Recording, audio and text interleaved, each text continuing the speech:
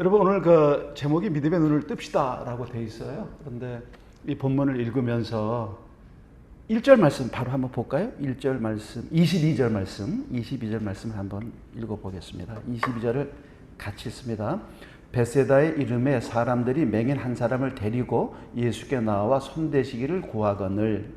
제가 이 말씀 준비하려고 이 본문을 택했는데 준비하면서요, 갑작스럽게 본문하고는 사실 관계가 없는데 무슨 생각이 드냐면, 나는 내가 병들고 힘들고 아프고 고통스러울 때, 참 인생의 쓰라린 좌절 속에서 신음하고 괴로워할 때 나를 주님에게로 데려갈 사람이 있을까라는 생각이 들더라고요. 여기 지금 맹인은 그 주변 사람들이 데리고 갔거든요. 나는 누가 날 주님에게로 데려갈 수 있을까? 제가 지금 이제 7학년 2반입니다. 뭐 오래 살았죠. 저희 아버님은 50년 갓 돼서 돌아가시고, 제 동생 장로는 47에 또 미국에서 세상을 떠나서 다 단명한 집안인데, 저만 이렇게 이제 70 넘도록 이렇게 있으면서 그런 생각이 드는 거예요. 참 교회 생활도 열심히 하고 봉사도 열심히 하고 했는데, 막상 내가 고통당하고 힘들고 어렵고 좌절했을 때 누가 나를 주님에게로 데려가고 나를 위해서 기도하고 나를 위해서 눈물을 흘리고 나와 함께 아파하고 그런 우정의 친구가 있을까? 여러분 마가복음 2장에도 그 사건이 나오잖아요. 중풍병자가 있는데 친구 4사람이 들고 주님에게 나가니까 사람이 많아서 못 들어가요. 그러니까 천장을 뚫고 올라가가지고 천장에서 내려오잖아요. 그런데 주님이 내 믿음이 너를 구원했다 이렇게 하는데, 이게 이제 난제예요. 이 병든 중풍병자의 믿음을 보고 낫게 한 건지 아니면 내 친구의 믿음을 보고 낫게 한 건지 이 논란이 있어요. 근데 중요한 건 뭐냐면, 이렇게 한 친구의 치유, 완전한 고침을 위해서 무섭도록 집요하게 자기 친구를 주님 눈 앞으로 이끌어낼 수 있는 우정의 4사람, 내 친구가 있을까? 내가 아파한다고 하면 날 위해서 철야하고 금식하고 참 함께 눈물 흘릴 그런 사람이 있을까 하는 생각을 갖게 됐어요. 오늘 여러분, 우리 늘 기쁜 이 공동체가 서로 돌아보고 격려하고 위로해주고 힘이 돼주고 아파하고 어려울 때 같이 팔을 잡아주고 정말 둥그런 눈에 눈물 흘리는 그런 아름다운 공동체가 되기를 바라겠습니다. 사람이 있어야 그게 믿음이고, 사람이 있어야 그것이 내가 살아온 삶의 결과가 되죠. 저희 31살 먹은 젊은 캠퍼스 간사입니다. 국제 유학생 생활하는 간사가 가테말라 선교사로 이제 나갈 준비를 하려고 태권도 4단인데 5단을 따야 도장을 세우고 사범 역할을 하니까 태권도 도장을 오래간만에 나갔는데 갑자기 거기서 뇌경색이 왔어요. 그래서 사범이 바로 말도 못하고 반쪽이 완전히 마비가 돼버리니까 병원 데려갔는데, 거의 그 상태에서는 이 혈관 3개가 막혀가지고 피가 통하지 않아서 죽을 수 있다. 그래서 저한테, 제가 이제 우즈베키스탄에 있을 때인데 급박한 이제 기도 목사님 필요합니다. 그래가지고 저희 제이뎀에 속한 모든 사역자들 그리고 모든 지체들이 합심해서 기도하자 이렇게 해서 기도를 하는데, 그 카이스트 교수가 저희 모임 이사장이고 저희 제자인데 저를 보고 지난번 대전 집회할 때 만났어요. 목사님, 담당 의사를 만났는데 이거는 기적이라고 그럽니다. 막혀서 뚫을 수가 없는 상황인데 하나님께서 정말 기가 막히게, 이건 무슨 힘인지 모르지만 뚫히고 열려서 지금도 이 상태에서 회복되는 상태인데, 여기가 다 마비가 돼서 이게 다 신경이 새롭게 조직이 된답니다. 그래서 신경하고 이 근육이 새롭게 형성되는데, 그 형성돼 이게 막혀버리면, 그러니까 이제 굳어져 버리죠. 굳으면은 이 사람은 평생 누워서 꼼짝달싹 못하는 사람이 되고, 이게 활성화되면 다시 회복이 된다는 거예요. 그런데 여러분, 오늘도 기도 제목이 왔는데 누나가 이제 기도 제목을 보냈는데, 목사님 말도 단어를 찾기 시작했고 오른쪽 다리에 힘을 주기 시작했고, 정말 기적이 아닐 수 없습니다. 제가 하고 싶은 얘기는 하나예요. 힘들고 어려울 때 날 위해 기도하고 사랑하고 돌볼 사람이 꼭 필요합니다. 그런 공동체가 되기를 바라겠어요. 그래서 오늘 우리 공동체에서 나는 이 공동체에 있어서 가장 안전하다. 내 영혼도 내 삶도 이 공동체와 함께할 때 안전하다고 하는 그런 믿음이 있는 늘 기쁜 교회가 꼭 되시기를 바라겠습니다. 오늘 이 본문 이 마가복음 8장 22절에서 26절까지 말씀은 이 마가복음 전체에서요 조금 독특한 의미가 있어요. 그 첫 번째는 뭐냐면 이 마가복음에만 이 기록이 있어요. 그러니까 예수님께서 이 환자 눈 먼 사람을 고치는 사건이 마가복음에 나와 있어요. 마태도 없고요, 누가도 없고 요한도 없습니다. 여기 마가복음에 돼 있어요. 또 한 가지 특징이 뭔가 하면 예수님께서 행하신 기적 가운데 같은 사람, 같은 환자에게요 2번 축사한 적이 없습니다. 다 주님은 능력 있는 하나님의 아들이시고 그분 자신이 하나님이시니까 단번에 말씀으로 고쳤어요.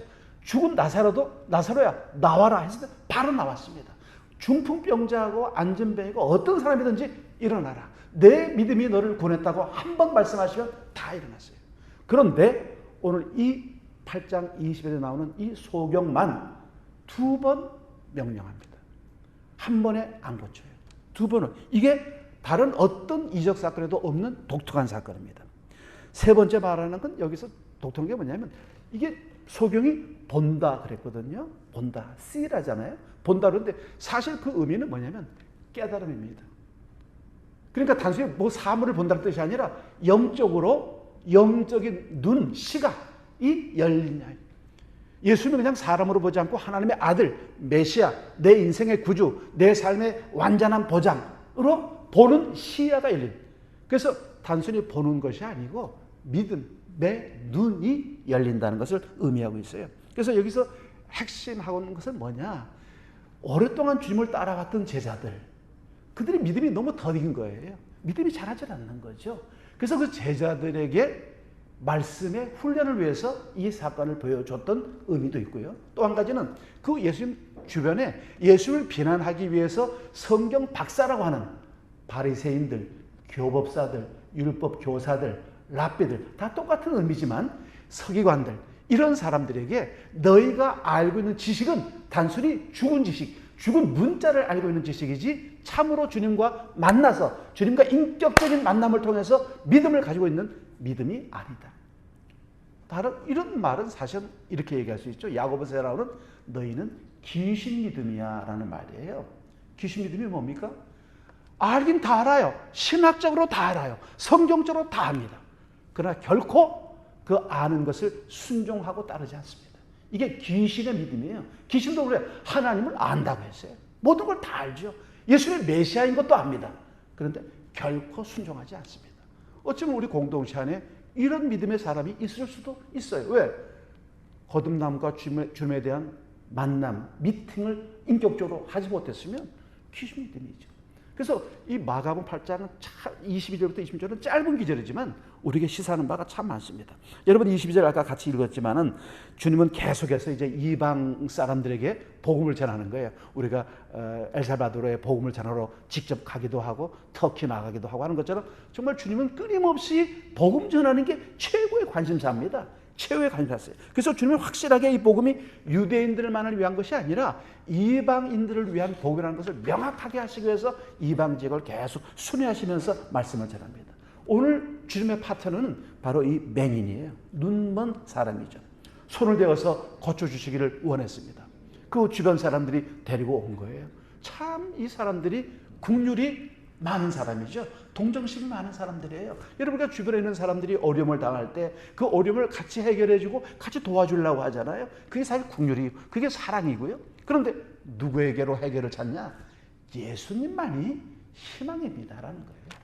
예수님만이 희망입니다. 예수님만이 이 문제를 해결할 수 있습니다. 오늘 손을 대어서 고쳐주기를 청하면서 주님이 만져주시면 낫는다는 확신을 가지고 있었던 거죠. 우리가 왜 자꾸 사람을 의지하고 사람을 의탁합니까? 주님이 우리를 위해서 아무것도 할 수 없다는 헛된 믿음에 빠져 있는 거예요. 주님을 믿는다고 하면서도 주님에 대한 신뢰가 없고 사람에 대한 신뢰가 더 높은 거예요. 그래서 뭐 돈이 모자린다, 뭐 생활비가 모자란다. 그러면 주님에 대한 간구보다 사람에게 먼저 청혼하고 빌리려고 하는 것이 바로 그런 습관들이죠. 여러분, 주님에게 자신의 이웃을 기꺼이 데리고 나와서 간절하게 청혼을 합니다. 왜?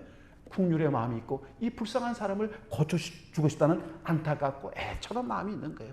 여러분, 신앙이 좋을수록요, 애처로움과 국률이 가득해야 돼요. 저는 우리 아들이 45인데 제가 이 목사 노릇 해보니까 목사만큼 좋은 복된 직업이 없는 것 같아요. 그래서 아들 보고 제가 권했어요. 야, 너도 신앙을 해서 목사를 해라. 근데 뭐 우리 아들이 결사 반대하고 결혼 전에도 일주일 금식기도 갔다 오더니 뭐 개나 돼지나 다 합니까? 뭐 이러면서 안 하겠다 그러더라고요. 그래서 결혼을 했는데 얼마 안 있어서 우리 며느리가 전화가 왔어요. 아버님, 자기 신랑은 목사하면 안 됩니다. 그래요? 왜? 아이, 국률이 없어요. 그런 거예요. 그래서 내가 맞다. 야, 뭐 우리 아들이 뭐 암만 똑똑하고 암만 시대고 암만 능력이 있어도 국률 없으면 목사하면 안 된다. 영혼을 불쌍히 여기지.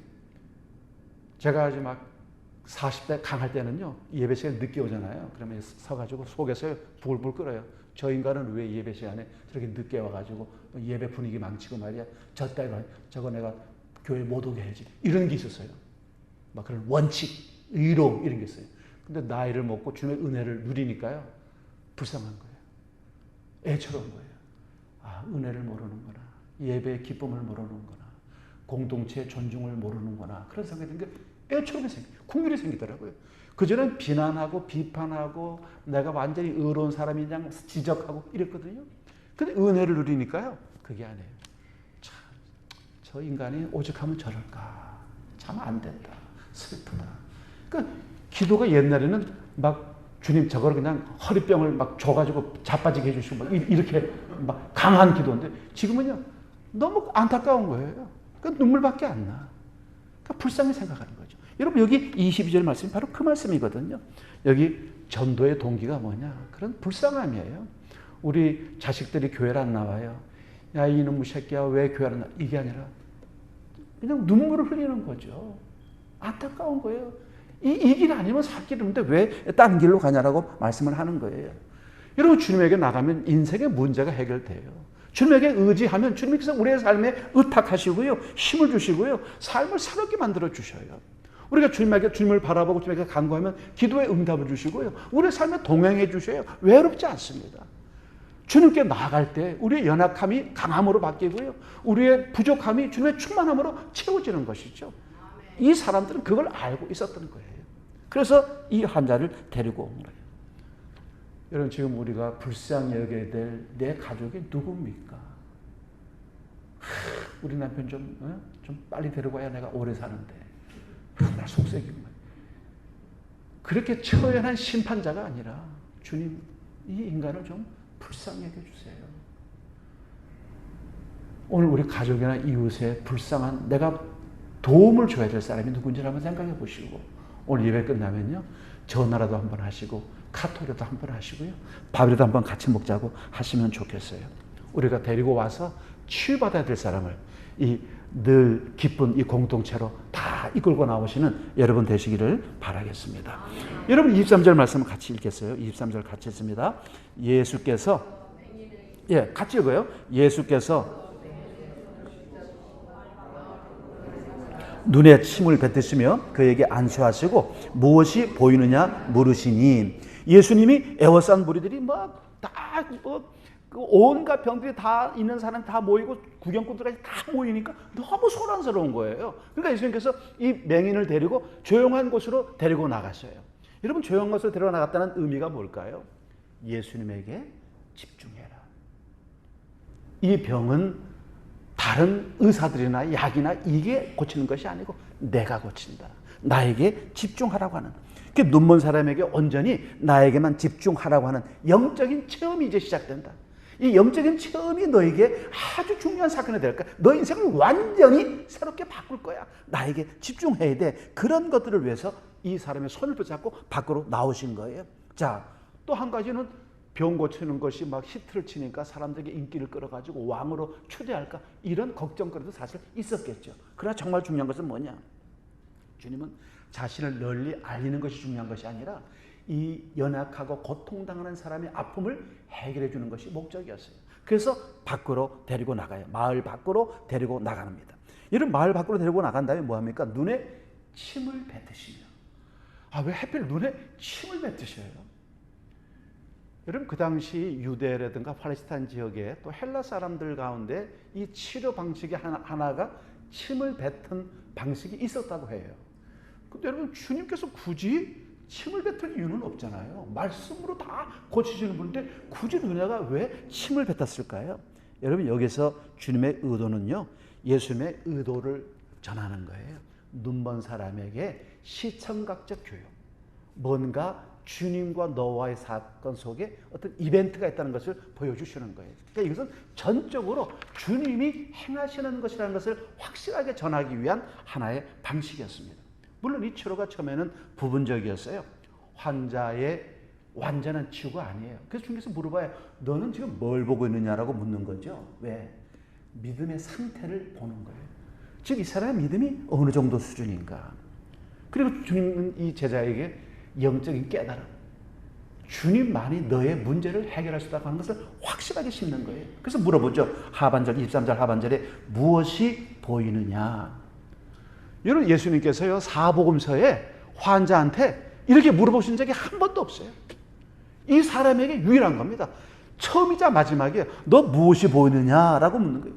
많은 기적 가운데 너 지금 낫고 있니? 고치고 있니? 살아나고 있니? 물어보신 적이 없어요. 그냥 단번에 해결한 거니까. 그냥 순간적으로 딱 쓴 거니까. 근데 이 맹인에게만 너 무엇이 보느냐라고 물어보는 겁니다. 두 단계로 물어보죠. 첫 번째는 흐릿하게 보이고 사람들이 보이는데 나무 토막처럼 그냥 보이는 거예요. 정확하게 보이지 않는 거예요. 그러니까 두 번째는요. 정확하게 보인다고 이제 묘사를 하고 있는 겁니다. 여러분 예수님께서 이 사람을 이렇게 단계적으로 고쳐주시기 시작하신 것은 이 사람으로 하여금 자신의 눈이 조금씩 나아지고 있다는 것을 보여주기 위한 거예요. 자, 조금씩 나아지고 있다. 조금 더 성숙해지고 있다. 조금 더 많이 보고 있다. 좀 더 정확하게 보고 있다. 좀 더 많은 깨달음이 있다는 것들을 보여주시기 위해서 이렇게 말씀을 해주시고 있는 거예요. 그래서 예수님의 이건 정말 기적으로 내가 이렇게 나아지고 있다는 것을 이 맹인에게 메시지를 주시는 거죠. 자, 확실하게 결과가 나타납니다. 여러분 24절 말씀 같이 보십시다. 24절 같이 했습니다.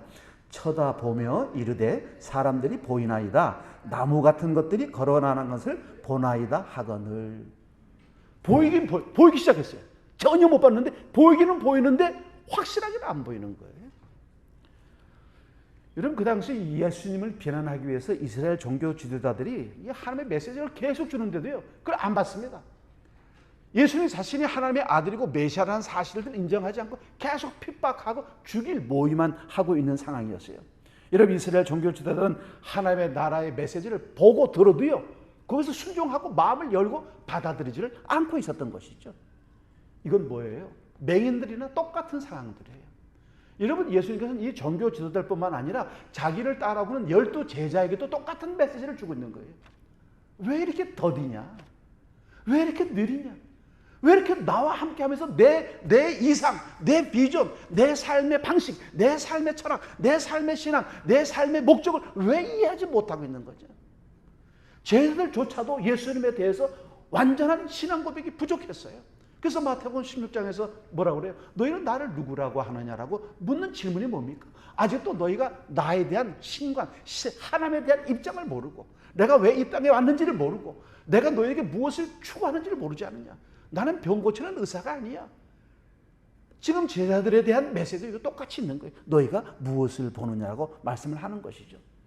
제자들이 영적인 성장, 영적인 성숙을 향해서 점차적으로 나가기를 원하시기를 위해서 첫 단계와 두 단계라고 하는 과정을 두시고 있는 거예요.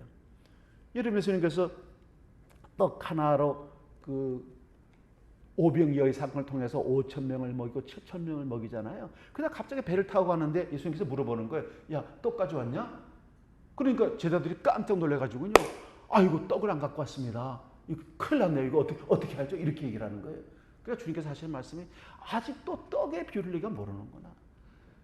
떡이 있는 게 중요한 거 아니라 내가 너희와 함께 있는 것이 더 중요한데 아니 또 떡이 널 살린다고 생각하니? 아니야. 내가 널 살린 거잖아.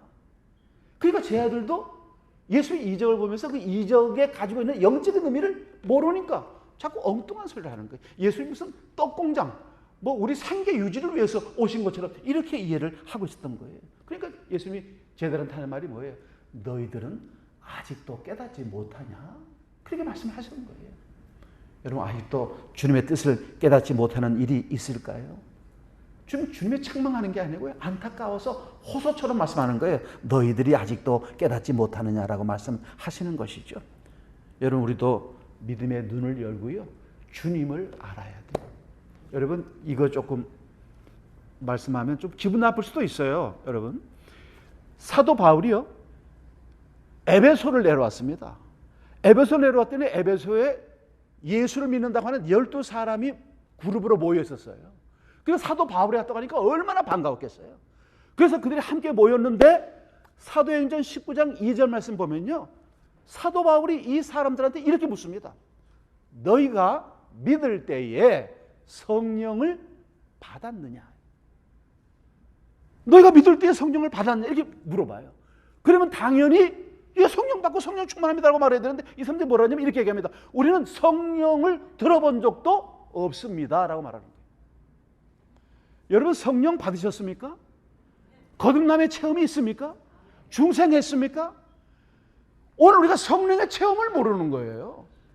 성령의 역사, 성령의 충만, 성령의 세례가 뭔지 모르는 거예요. 성령의 임재가 뭔지 모르는 거예요.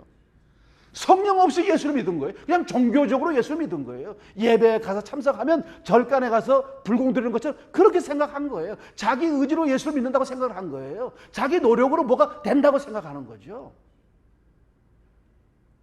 여러분 이게 기가 막힌 신앙의 부패와 타락이라는 거예요. 영의 일은 영적으로 판단해야 되는데 항상 육적으로 판단하는 거예요. 교회 일, 교회 사역, 교회 모든 것들을 영적인 시각, 성경적인 시각으로 판단해야 되는데 항상 비즈니스 하는 것처럼 생각하는 거예요.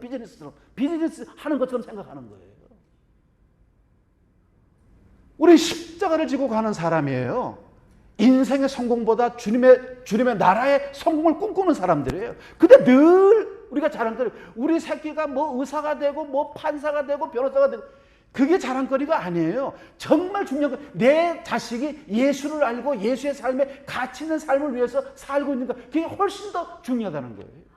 그걸 잊어버리고 사는 거죠. 예수 없는 성공이 무슨 의미가 있습니까? 지금이 주님께서 이 맹인에게 2번씩 고침의 과정을 겪는 건 뭐냐? 영적인 체험이 필요하다는 거예요. 영적인 지식, 하나님을 아는 지식에 자라나야 된다는 것이죠. 하나님을 아는 지식이 날마다 성장해야 된다는 거예요. 더 커야 되고, 더 알아야 되고, 더 주님을 닮아가야 된다는 거예요. 무슨 카리스마가 여러분 중요합니까? 아니에요. 하나님의 은혜가 더 중요합니다. 오늘 여기서 묻는 말은 바로 그 말이죠. 정말 메시아, 예수가 그리스도이심을, 예수님이 그리스도라고 하는 것을 알아야 된다. 하나님의 아들이라는 것, 날 위해서, 날 구원하시기 위해서 오셨다는 것을 알아야 된다는 거예요. 그걸 여기서 주님께서는 말씀하고 있는 겁니다. 여러분, 제자들은 주님을 그렇게 따라다녔는데도요, 주님에 대한 걸 아무것도 모르는 거예요. 제가 서부 시애틀에 갔는데 남궁윤 박사라고요. 우리 조선 기독교 1호 박사입니다. 남균윤이라고 평양신학교 교수님이에요. 최초의 신학 박사입니다. 그분의 6째 아들이요. 거기 화가로 유명한 분이에요. 근데 이분이 예수를 안 믿어요. 그래서 신앙 얘기를 하니까 이분이 뭐라고 얘기를 하시냐면요. 옛날에 자기 팔남매가 아버지하고 식사를 하면요. 성경 기절을 다 외워야 되고요. 주일날은 아무것도 하면 안 되고요. 그래서 이분은 예수를 어떻게 생각하냐면 전제주의, 군주, 폭군, 인간의 양심과 자유주의를 말살하고 사람이 가지고 있는 모든 기능을 마비시키는 것이 기독교다. 이렇게 생각을 한 거예요. 그래서 80이 넘도록 신앙을 거부하는 거예요. 왜 그랬을까요? 성령의 거듭남이 어린 시절에 없었던 거예요. 껍데기 신앙. 그냥 교회만 다니고요. 그냥 교회 다니면서 연수가 되니까 서리 집사가 되고 안수 집사가 되고 그냥 교양 있게 행동하니까 또 장로가 되고 영적인 은혜와 충만함이 없었던 거죠. 그게 여기에 아픔이에요. 우리가 주님의 제자라고 하면서 정말 주님이 나한테 뭘 원하시고 우리 교회가 뭘 원하시고 있는지 주님이 원하시고 기뻐하시는 것이 무엇인데 대한 삶에 대한 열망보다도요.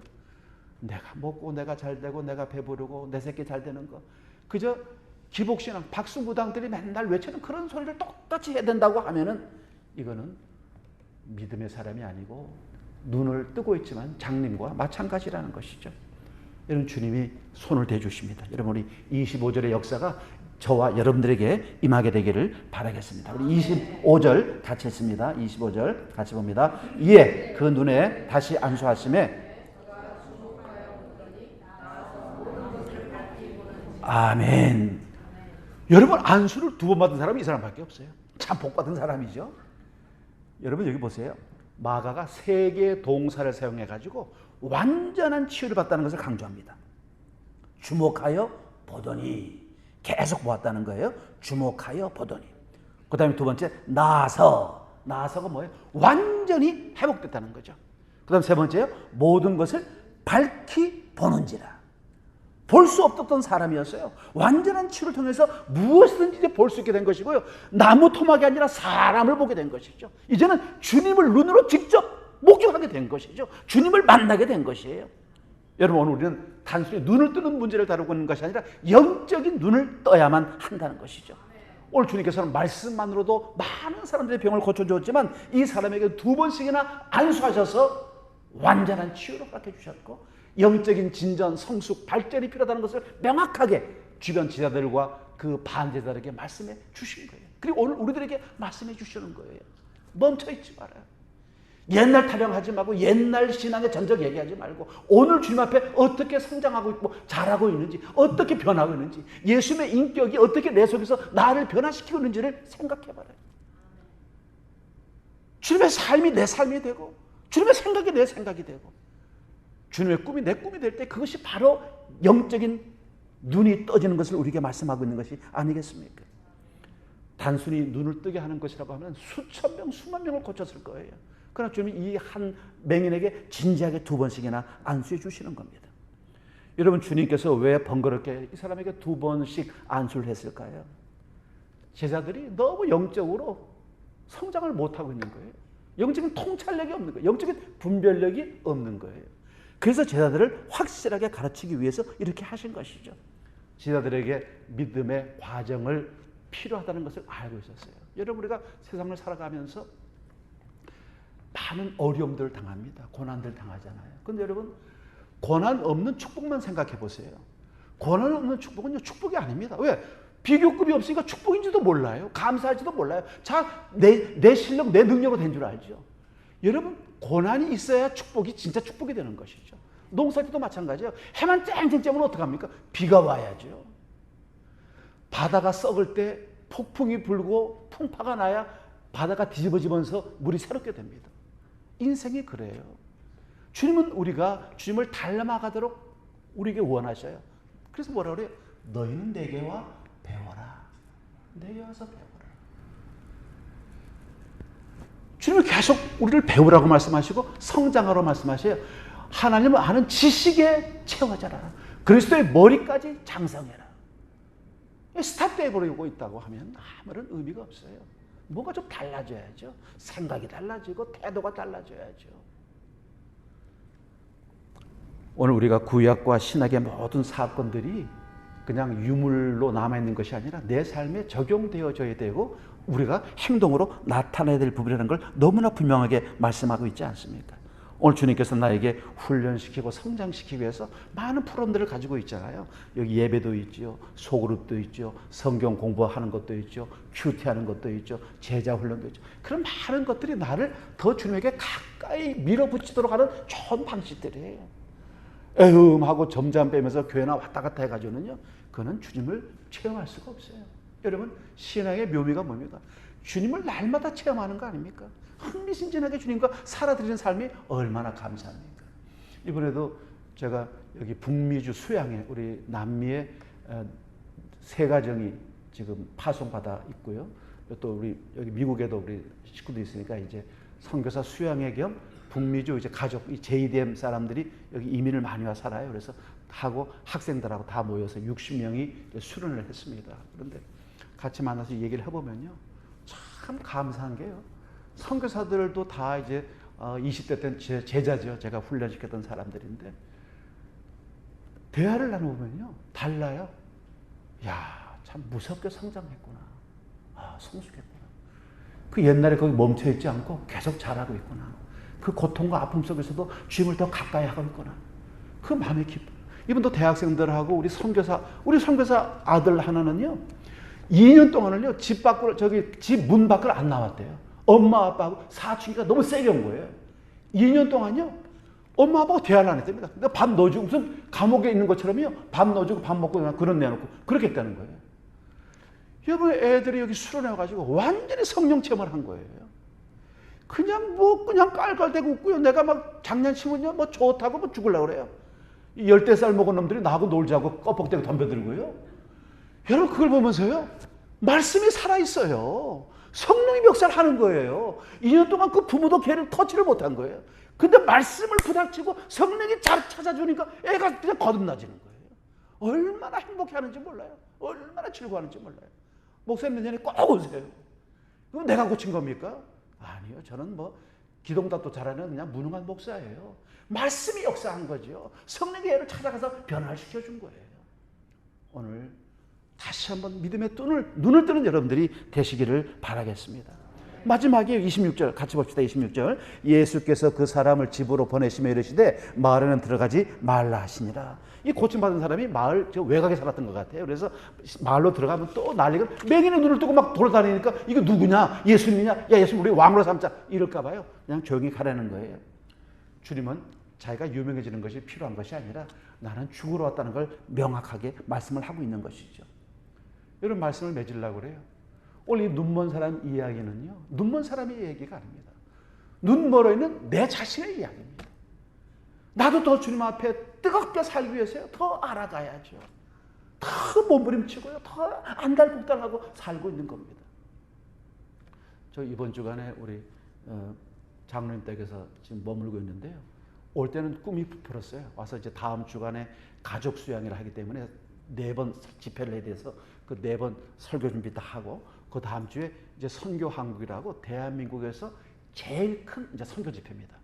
그 선교 집회가 첫날 저녁 메신저예요. 그래서 그거는 또 요번 지난 주간까지 원고 마감을 해서 그걸 다 번역을 해서 외국 사람들이 많이 오기 때문에, 그래서 그것도 이제 준비를 하고, 그 다음에 또 8월 말부터 강의, 제자대기라고 하는 강의를 제가 시작을 하는데 그것도 좀 책을 만들어서 가지고 가야 되겠다 이렇게 하고 왔어요.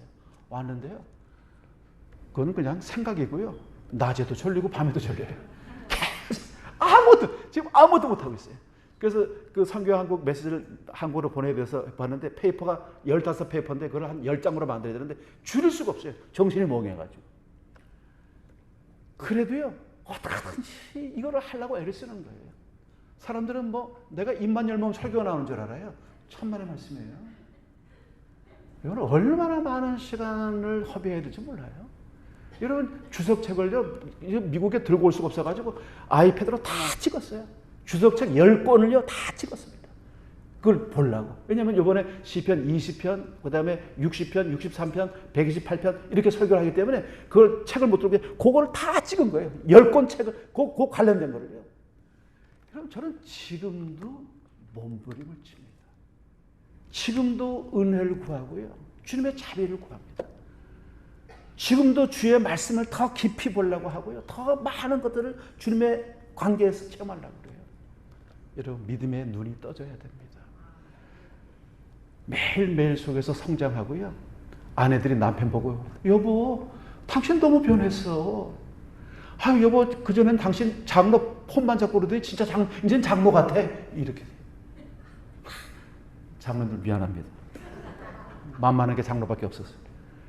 또 마찬가지요. 또 남편들이 또 부인 보고 아유 여보, 당신은 이제야 건사갔네. 진짜 기도가 깊이 있어. 영성 있는 기도를 하는구만. 맨날 기도만 하면 욕심에 찬 기도만 하더니 이제는 정말 주님의 마음을 품는 기도가 돼. 서로가 서로요. 날마다 주님을 닮아가는 여러분들 되시기를 바라겠습니다. 오늘 예수님을 믿음으로 예수님의 그 사랑 속에서 날마다 녹아지고요. 매일의 삶이 기적이고 매일의 삶이 주님의 자비고 매일의 삶이 주님의 사랑을 경험하는 그런 우리 늘 기쁜 교회 꼭 되시기를 주님의 이름으로 바라겠습니다. 하나님 아버지, 오늘 우리가 믿음의 눈, 영적인 통찰력을 가지고 이 시대를 어떻게 살고 이 삶을 어떻게 주님 기뻐하시는 삶으로 만들 수 있을지 주님 가르쳐 주시기를 원합니다. 주님 우리에게 믿음의 눈을 부릅 뜰 수 있도록 믿음을 더하여 주시고 성령의 충만함을 주시고 말씀의 은혜를 더하여 주시옵소서. 그리하여 영적인 일을 영적으로 풀 수 있는 영적인 통찰을 가는 우리 늘 기쁜 교회가 되게 하시고 성령 하나님이 이 교회를 지배하시고 이끄시고 충만하게 만들어 주시옵소서. 주여, 믿음의 눈을 가지고 인생을 남으로 보지 않고 사람으로 볼 수 있는 우리 모두가 되게 해 주시옵소서. 예수님 이름으로 기도합니다. 아멘.